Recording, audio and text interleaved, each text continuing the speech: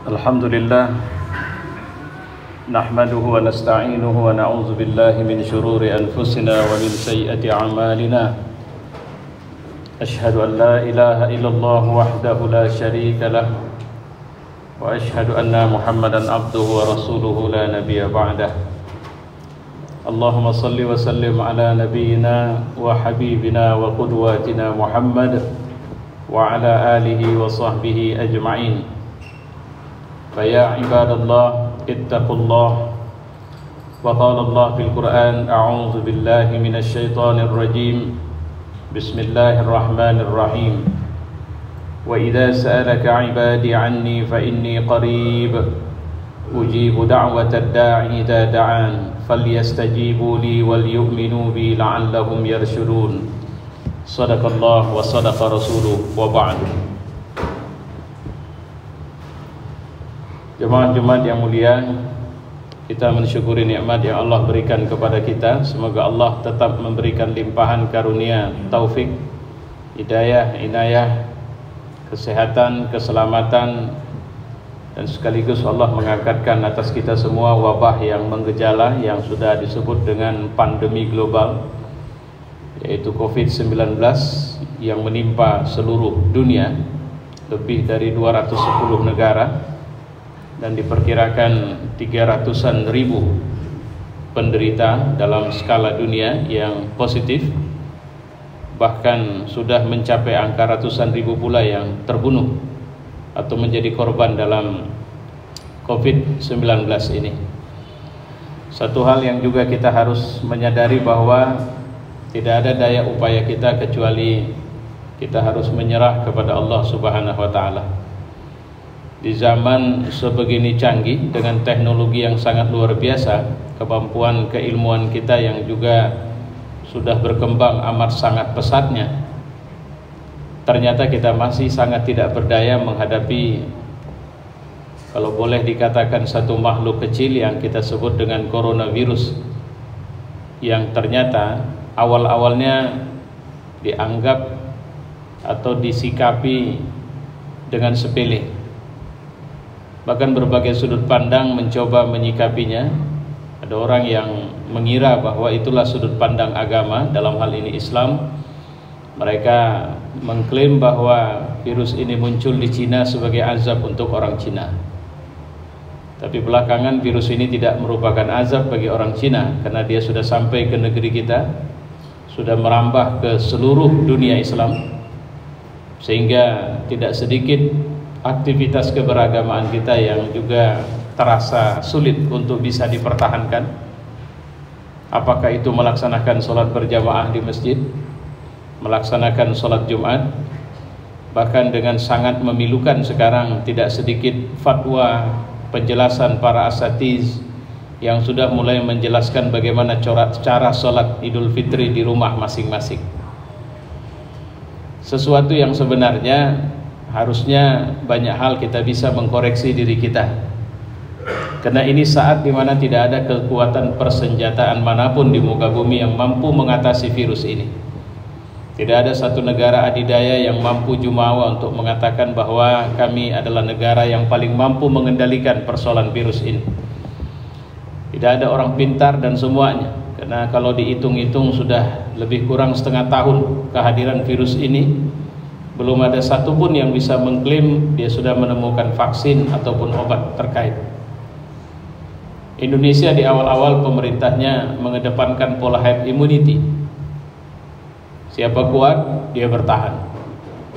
Siapa tidak kuat, dia korban. Kira-kira begitulah bahasa paling mudah memahaminya. Sepertinya pola itu yang sebenarnya kukuh kemudian dijalankan sampai sekarang ini, karena kita tidak melihat, saya memahami secara pribadi bahwa kalaupun pemerintah serius melakukan pola-pola lockdown berbanding dengan negeri-negeri atau negara-negara lain, saya memang menduga kemampuan keuangan kita tidak cukup untuk menutupi kebutuhan keseharian masyarakat, sehingga pemerintah melakukan pola-pola yang sedikit lebih longgar, bahkan sangat longgar. Dan bahkan sekarang ini kecenderungan masyarakat kita sudah sepertinya sudah bebas virus ini. Jadi kondisi keseharian kita, kesibukan di jalanan dan di lapangan kehidupan, saya sebenarnya sangat khawatir melihat semua keadaan ini. Terlepas dari yang saya sebutkan tadi itu, sikap ataupun apa yang sudah dilakukan oleh pemerintah, tapi tingkat kesadaran kita, baik itu disiplin pemerintah dan juga disiplin rakyat, untuk agar bagaimana kita bisa saling mencegah diri, itu sepertinya masih jauh dari bisa dibilang optimal. Jemaah yang mulia, pada kesempatan khutbah Jumat ini saya ingin menyampaikan beberapa catatan, karena kita sudah berada di ujung Ramadan dan tanda-tanda virus ini berakhir juga belum ada. Bahkan melalui tim Satgas kemarin ada penjelasan bahwa jangan terkejut jika pada minggu mendatang akan terjadi lonjakan penderita virus yang cukup tajam, dan diperkirakan akan sampai menjemput angka 40 ribuan kasus virus COVID positif di Indonesia. Walaupun banyak dokter, banyak pengamat sudah mengatakan bahwa apa yang dilaporkan selama ini itu hanya puncak dari gunung es saja. Jadi sebenarnya aslinya kalau sudah bahasanya gunung es itu mungkin ada 10 kali lipatnya yang tidak dilaporkan. Sama seperti di Sumatera Utara itu yang dilaporkan kematian ada sekitar 20-an orang, tapi yang dikuburkan dengan protokol virus COVID-19 itu ada sekitar 90-an orang di Simalingkar sana. Terlepas dari apakah mereka semua penderita atau tidak penderita. Nah, jemaah yang mulia, pada khutbah ini saya ingin ajak kita untuk mendiskusikan satu hal ini. Ada apa ini semua? Saya sudah berulang mengatakan bahwa ya, saya setuju bahwa ini adalah terlepas dari teori konspirasi. Karena ada orang yang mengatakan ini adalah dampak ataupun akibat perang dagang dari Amerika Cina. Amerika menuduh, saya baru baca tadi, Amerika melalui presidennya mengancam akan memutuskan hubungan apa saja pun, dan mengatakan kita akan berhemat sekitar 500 miliar dolar US kalau kita putus hubungan dari Cina. Dampaknya itu pasti akan sangat luar biasa terasa bagi dunia, karena Amerika menuduh Cina tidak memiliki tekad untuk membuka data grafik persebaran COVID itu ke WHO sebelumnya. Cina membantah dan kemudian menuduh Amerika lah sebagai penyebar awalnya. Ini yang saya sebut tadi dengan istilah teori konspirasi. Terlepas dari mau ada teori konspirasi, mau tidak konspirasi, akibatnya sudah kita rasakan. Kita sekarang mau tak mau tutup mulut, senyum pun tak nampak lagi. Kita sekarang mau tak mau ke masjid, tak ketemu sajadah lagi kalau tak bawa dari rumah. Kita tak berani salaman lagi. Masjidil Haram pun orang sudah physical distance, sholat mereka harus jaga jarak. Ka'bah sudah dari sejak Februari tak bisa disentuh lagi. Raudhah tak bisa didatangi lagi. Banyak masjid sudah tutup Jumat. Banyak ustadz sudah tak bisa ceramah. Syukur alhamdulillah ada teknologi di mana kita multimedia, di mana kita masih bisa streaming dan macam-macam. Tapi begitupun siapa dan berapa orang yang masih mau mendengarkan ceramah ustadz melalui kajian-kajian online itu. Ya. Dan siapa yang paling terpapar? Kalau dibilang dari kalangan umat Islam, yang paling terpapar itu orang-orang soleh. Bagi orang-orang tertentu nggak ada masalah. Masjid kita ini, LSUC ini mau tutup, nggak ganggu sama dia, nggak pengaruh. Kenapa? Karena dia nggak pernah ke masjid. Jadi mau tutup mau buka nggak ada urusan sama dia. Sholat Jumat mau dilaksanakan tidak dilaksanakan nggak penting sama dia. Kenapa? Karena dia tak pernah sholat Jumat. Siapa yang merasa terasa sekali tak bisa sholat Jumat? Yang biasa sholat Jumat. Siapa yang terasa kali masjid ini tutup? Yang biasa ke masjid. Siapa yang terasa kali tak ada pengajian? Yang biasa ngaji. Yang tak biasa ngaji, mau ngaji mau tidak, tak ada masalah. Maka saya mengatakan virus ini telah berdampak secara serius kepada orang-orang soleh. Kalau orang-orang sekedar orang Islam saja, tak ada. Coba lihat tuh di luar sana. Sekarang coba cari tahu, nggak usah pun cerita ada virus. Kalau sudah hari raya, orang yang tak puasa yang paling luar biasa menyiapkan diri untuk hari raya. Itu yang terjadi di luar sana. Maka sama mereka, nah yang saya sampaikan di sini, saya tidak terlalu peduli dengan bahasa mereka-mereka yang tidak soleh. Bukan saya tidak memperhatikan itu, karena dampak utama dari virus ini sebenarnya ini akibat dari kezaliman. Kezaliman itu kemaksiatan yang merata. Bentuk kemaksiatan yang merata sekarang sudah biasa orang kalau sudah jadi pejabat yang namanya komisi korupsi, biasanya itu. Orang berzina, orang selingkuh, orang melakukan atau minum khamar, orang sabu apa, udah biasa. Tak tahu pun kita di mana rumah bandar sabunya. Ya. Aparat-aparat yang kita kira mereka akan melindungi kita, memberikan keamanan, malah membuat rasa takut. Inilah kezaliman, inilah maksiat. Kalau Nabi mengatakan in zaharat al-ma'asi, kalau sudah terang-terangan maksiat, maka Allah akan memberikan azab yang juga terang-terangan. Dan semua kena. Siapa yang semua kena? Orang soleh juga kena. Apa tak ada orang soleh kena? Ada. Kalau kasus COVID itu memang beliau positif, maka ada satu ustadz yang sudah jadi korban di Sumatera Utara itu. Ya. Walaupun saya kemarin mendengar bahwa sebenarnya beliau sudah menderita penyakit paru cukup lama, jauh sebelum cerita COVID. Tapi begitu pun dengan standar pelayanannya tetap standar COVID dan beliau meninggal. Ini saya perlu sampaikan kepada kita semua, jangan anggap enteng. Sebenarnya ini akan bisa lebih lama, bukan karena persoalan penanganannya. Ini mohon maaf, saya cuma pakai kacamata agama ya. Ini bukan persoalan penanganan, karena kalau negara paling bersih, sebersih-bersih negara, penduduknya paling mengerti tentang kebersihan, sekarang terdampak. Amerika itu yang paling besar, masyarakatnya terdampak virus, korban kematian paling banyak di sana. Ya. New Zealand walaupun kemarin mengumumkan membuka lockdown, tapi New Zealand itu negara yang juga tergolong negara paling maju, paling bahagia, tapi juga mengalami. Belanda semua, Inggris bahkan Perdana Menterinya, kurang bersih apa Perdana Menteri Inggris? Kalau bicara kebersihan, ayo bicara pakai otak, apa solusi yang sudah dibuat? Coba negara yang paling memiliki kemampuan untuk memberikan solusi itu semuanya terdampak. Bahkan saya belum begitu yakin, tapi seperti saya ada membaca Saudi pun sudah mengumumkan untuk masyarakatnya tidak melaksanakan salat Idul Fitri pada tahun ini. Nah sekarang ada apa? Saya selalu mengatakan bahwa titik masalah itu ada dua nanti. Pertama, ketika semua orang angkuh sudah bisa menyadari bahwa mereka tidak layak angkuh hari ini, insya Allah itu akan meredakan virus ini. Siapapun mereka, angkuh dengan jabatan, angkuh dengan kekayaan, angkuh dengan popularitas. Karena siapapun sekarang tidak ada sistem security yang paling mampu untuk mengatakan kami bebas virus. Kenapa? Sekuritas kami bagus. Enggak ada. Mau presiden dari negara manapun, denyut juga jantungnya itu terus, ketakutan dalam situasi kalau sampai dia pun kena. Kenapa? Epicentrum utama berada di level atas itu. Kalau saja epicentrum utama itu datang dari lapisan ekonomi menengah ke bawah, akan terjadi pembantaian massal di muka bumi, dalam tanda petik. Ini karena dari atas ya. Dari atas terus, kalau ini tidak terjaga dia akan turun ke bawah, dia akan turun ke bawah, dia akan turun ke bawah, dan itulah yang kemudian akan menjadi satu peristiwa horor ya, menakutkan yang akan terjadi. Jadi ada masalah apa? Ingat Indonesia pernah mengalami, atau di bulan Februari kita pernah melihat bagaimana Menteri Kesehatan dengan lantang mengatakan silahkan datang profesor manapun, atau profesor dari Harvard itu Berkeley University kalau saya tidak silap waktu itu yang ditantang, periksa apa ada virus di Indonesia. Presiden dengan gagah mengatakan kalau virus masuk hari ini Indonesia sudah siap 100%. Dan banyak lagi, sampai-sampai ada yang melecehkan dengan mengatakan apa itu corona, merek mobil.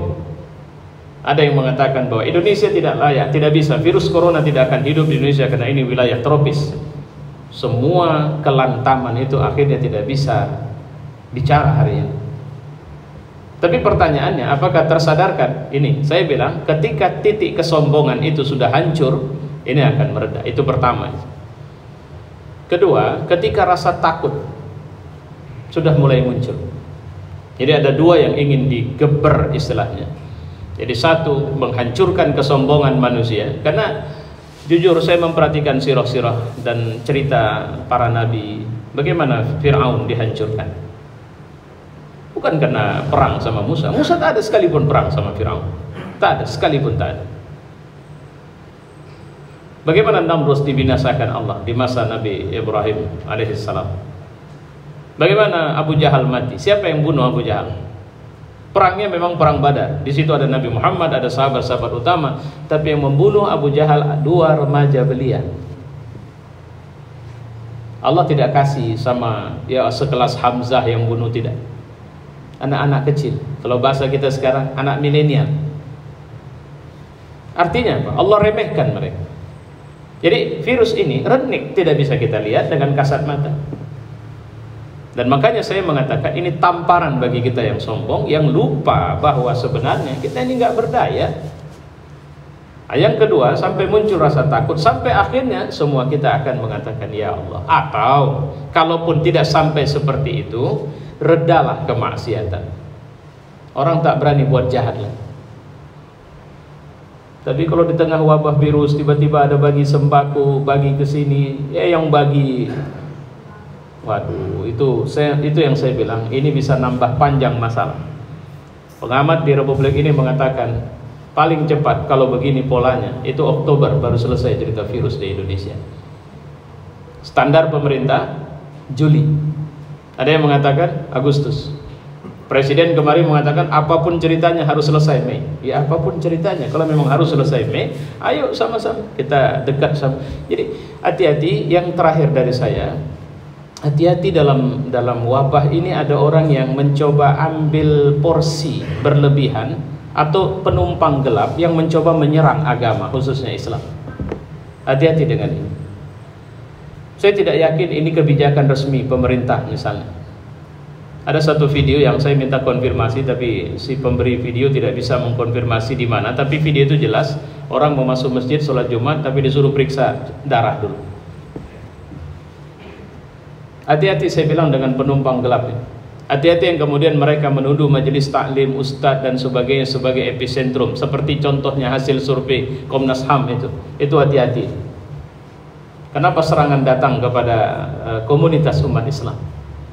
Saya mau tanya lah dulu, coba cari masjid mana yang tidak peduli penanganan virus ini, yang nggak peduli mereka. Coba cari institusi mana yang sebenarnya tidak menjalankan penanganan luar biasa. Lihat masjid kita ini, berapa titik ada tempat cuci tangan dibuat. Orang disuruh wudu, datang pakai sajadah, silakan tutup masker. Ada masjid yang jemaah tidak pakai masker, diusir keluar atau dikasih masker. Terus kemudian kenapa ini dicurigai sebagai kemungkinan klaster baru dari persebaran virus? Kenapa tidak bicara tentang pasar dan semua yang lain? Kita memahami bahwa di pasar itu kita butuh karena perut kita sangat butuh makan setiap hari. Tapi seharusnya di situ juga ada perhatian serius untuk menangani cara yang benar. Ini sekaligus cara kita mendidik masyarakat supaya lebih baik. Ini yang saya bilang tadi, hati-hati. Saya khawatir ada penumpang gelap yang ingin menjauhkan kita dari agama ini. Ya, padahal di saat yang sama seharusnya kita tunduk dan menyerah kepada Allah Subhanahu wa taala. Fa'tabiru ya ulil absar.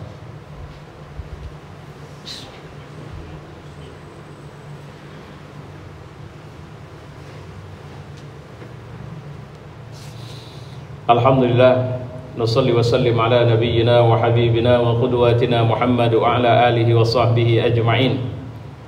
Fa ya ibadallah ittaqullah wa qala Allah fil Qur'an a'udzu billahi minasy syaithanir rajim. Bismillahirrahmanirrahim. Syahrul Ramadan alladzi unzila fihi al-Qur'an hudan lin-nasi wa bayyinatin minal huda wal furqan. Faman syahida minkum asy-syahra falyasum wa man kana maridan aw ala safarin fa'iddatun min ayyamin ukhra. Yuridu Allahu bikumul yusra wa la yuridu bikumul usra wa litukmilul iddata wa litukabbirullaha ala ma hadakum wa la'allakum tashkurun. Shadaqallahu wa sadaqa rasuluhu wa ba'du. Apa yang harus kita buat secara sederhana? Saya ingin mengatakan kita berada fil ashril awakhir, 10 hari akhir. Ini waktu dan ruang yang disediakan Allah untuk kita semakin dimesrai dan memesrai Allah Subhanahu wa taala. Silahkan memperbanyak doa kita. Dan saya hanya mengatakan bahwa ini sasarannya orang beriman. Karena Ramadan itu sasarannya orang beriman, bukan orang Islam secara umum. Orang beriman adalah orang yang tidak akan kehilangan iman apapun situasinya. Tak tarawih di masjid, bisa di rumah. Tak bisa tadarus di masjid, bisa di rumah. Tak bisa sholat Jumat, maka dia bisa menyiasati dengan yang lain. Karena Nabi mengatakan ajaban li amril mu'min. Tidak ada penurunan kualitas keimanan sesulit apapun kita menampilkan. Ini yang harus kita catat ini. Ya. Sekarang anak-anak kita tidak sekolah, kita lah gurunya. Sekarang mereka tidak bisa ke masjid, maka kita lah imam mereka di rumahnya, di rumah kita. Inilah hari di mana ternyata kita punya waktu lebih banyak dengan istri kita, dengan anak-anak kita, dengan tetangga mungkin kita bisa bersama. Akhirnya kita tahu ada tetangga yang mungkin tidak makan dan sebagainya. Inilah saat kita menunjukkan kelas dan aslinya kita beriman kepada Allah Subhanahu wa taala. Karena orang beriman sampai di saat dia tidak bisa memberi, dia akan tersenyum. Karena orang beriman ketika dia tahu dia sudah tidak sanggup, dia tidak tahu mau buat apa lagi, maka dia akan menjumpai Tuhan dan dia akan menyerah dan dia akan minta tolong kepada Rabb-Nya. Jemaah yang mulia, maka marilah kita minta kepada Allah agar Allah angkatkan COVID-19 ini dari kita. Satu hal sebelum saya menutup, berhentilah untuk mencaci maki. Gak ada gunanya kita memaki gelap. Apa gelap akan berubah jadi terang? Kita memaki orang maksiat, apakah orang maksiat akan berubah menjadi orang taat? Tidak. Sekarang ini tidak sedikit di sosmed saya lelah membacanya, caci maki kepada rezim begini. Terus terang, saya juga orang yang tidak setuju dari sejak awal. Bahkan saya tidak memilih presiden yang sekarang menjadi presiden, tapi dia presiden kita hari ini. Sejelek-jeleknya dia presiden Republik Indonesia, seburuk-buruk kepemimpinannya, kita berada dalam wilayah negara yang kita rakyatnya. Maka yang terbaik kita lakukan bukan mencaci maki hari ini, karena tidak akan selesai masalah dengan caci maki. Tapi apa? Setidaknya kalau sudah capek kali rasanya, adukan dia sama Allah. Sampaikan sama Allah, ya Rabb, kami dipimpin oleh orang seperti ini. Kami minta kepemimpinan agar negeri ini tidak hancur, agar negeri ini bisa lebih baik, agar negeri ini keluar dari masalah, ya Allah. Kami tak tahu lagi mau buat apa. Wa'alamu anna Allah qala fil Qur'an innallaha malaikatahu yusalluna 'alan nabi ya ayyuhalladzina amanu sallu 'alaihi wa sallimu taslima. Allahumma salli wa sallim ala Muhammad wa ala ali Muhammad kama sallaita ala Ibrahim wa ala ali Ibrahim wa barik ala Muhammad wa ala ali Muhammad kama barakta ala Ibrahim wa ala ali Ibrahim fil 'alamin innaka Hamidum Majid. اللهم اغفر للمؤمنين والمؤمنات والمسلمين والمسلمات الأحياء منهم والأموات. اللهم ادفع عنا الغلاء والوباء والبلاء والفحشاء والمنكر والسيوف المختلفة والشدائد المهن ما ظهر منها وما بطن من بلدنا هذا خاصة ومن بلدان المسلمين عامة إنك على كل شيء قدير. ربنا آتنا في الدنيا حسنة وفي الآخرة حسنة وقنا عذاب النار. عباد الله إن الله يأمر بالعدل والإحسان وإيتاء ذي القربى وينهى عن الفحشاء والمنكر والبغي يعظكم لعلكم تذكرون فاذكروا الله العظيم يذكركم واشكروه على نعمه يزدكم ولذكر الله أكبر.